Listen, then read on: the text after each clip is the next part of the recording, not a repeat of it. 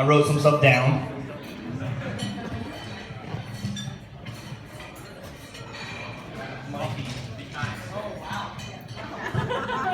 Just a few things. The first two speakers were pretty kind. So, as Thomas said, I am Mike's younger brother, and as most of you can see, a lot less hairy. But first, before we get started, I want to thank again Kevin and Denise, my parents, Barry, Janice, for putting on a fantastic wedding weekend. Let's give it up one more time.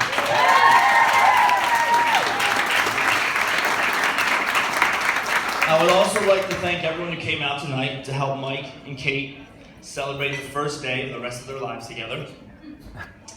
But Mike, to be honest, when I first heard you were going to get married in Tahoe, I wasn't actually sure how many people would make it all the way out here. But clearly I underestimated what people would do for a free meal in an open bar.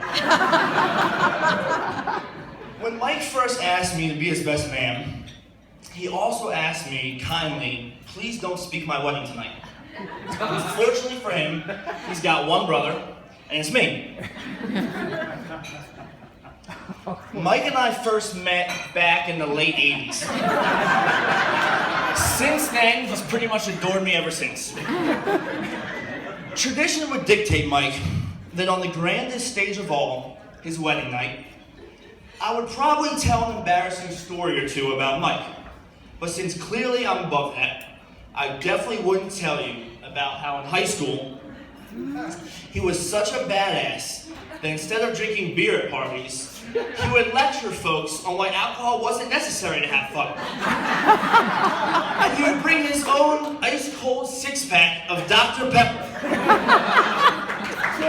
Or, I wouldn't tell you about the time he got out of a speeding ticket because he was wearing a super cool marching band jacket. Or, the time that he entered into the first ever Mr. Pensbury High School pageant. And after a modeling talent performance, he compared himself to a chicken nugget. It went something like, you're hard and a little rough on the outside, but once you make it to the inside, you're warm and tasty. And finally, I definitely wouldn't bring up how our little Mikey decided to stick a number 2 pencil eraser in his ear. Because Mike Sachs ruined that joke for me last night at the rehearsal.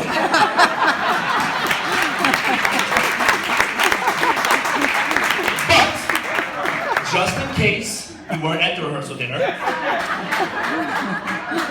during school one day, Mike decided to stick a pencil in his ear. He then took that pencil out of his ear, he looked down, and there was no more eraser. He then proceeded to go on for life with about, let's say, 5-6 years being generous. He was getting earaches, he was crying to mommy, my ear was hurting all the time.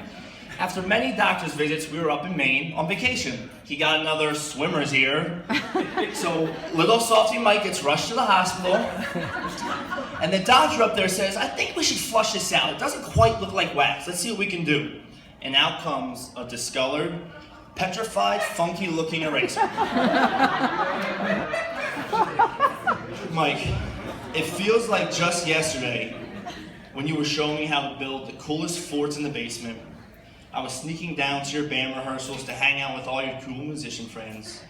Or I was waiting for you to come home from college or summer camp so you could beat whatever level of video game that I was trying to beat and had failed 1,000 times. Mike and I have always been close, even though we're 6 years apart. As I was writing this speech, I was trying to think of some of the best memories I had of Mike and I. Our relationship definitely grew and got stronger as we both got older. But I realized, like most younger brothers, I just wanted to follow in the footsteps of my big brother. Mike played soccer, Andrew played soccer. Mike played lacrosse, Andrew played lacrosse. Mike played the drums, Andrew played the drums. Mike got into paintball, Andrew wanted to get into paintball. Mike went to a prestigious Ivy League type college. Andrew went to We didn't have to freaking do everything the same. The best way to describe Mike is definitely selfless. Mike loves nothing more than entertaining and making sure that everyone is having the best of times. He puts himself last and everyone else first constantly. He also doesn't mind giving up his last penny to help someone out. Mike, I know you have Venmo, I need 200, this has been fucking expensive.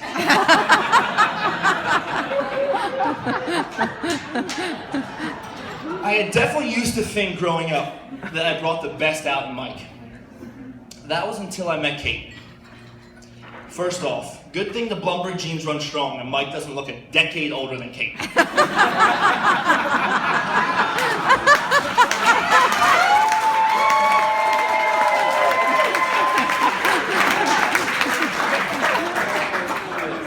I can still remember the first time Mike told me about Kate, after months of keeping her hidden. It was definitely like someone describing their favorite book, looking at the most beautiful painting. Kate, he talks about you with such elegance and obsession. The first time I met Kate was, well, the second time I met Kate was in Philly when Mike decided to finally let her out of the closet and bring her to a sibling dinner. First impression was, whoa, way out of your league, buddy. And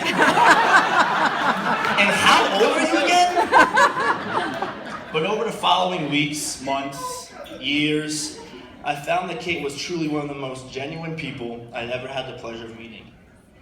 Kate, you're one of the most stabilizing, sweet, kind, and loving people I know. You treat everyone with such respect and open arms, and that contagious smile. Did I mention stabilizing? Anyone who can control, put up with Mike's road rage, political rants, mood swings, smells. Did I mention the mood swings? Is good with me. Seriously though, if any two people were meant to be together, it's you. We also could not have found a sweeter, nicer family to finally dump Mike onto. Mike and Kate, what can I say? You two oddballs are so perfect for each other. I never thought Mike would find someone else who loves to dress up and go out in public more than himself. Okay, Phil and Ryan. But you certainly have. Let's see, there's the Miley Cyrus and Wrecking Ball outfits. Those nasty German zombie getup. Yeah. The Ellen DeGeneres lesbians or something. I didn't know what that one was. But you get my point. Everything you guys do complements each other. It's pretty obvious that Kate is madly in love with you, Mike. And it's just as clear, Mike, you are head over heels for this youngin'.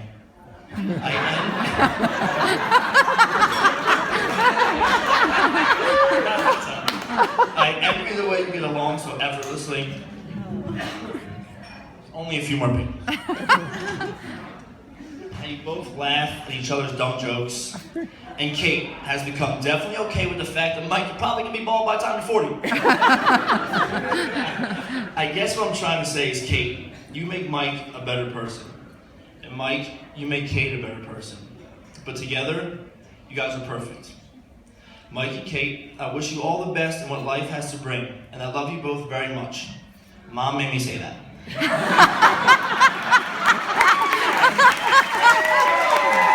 So, may your life be filled with much love, adventure, and good fortune. L'chaim.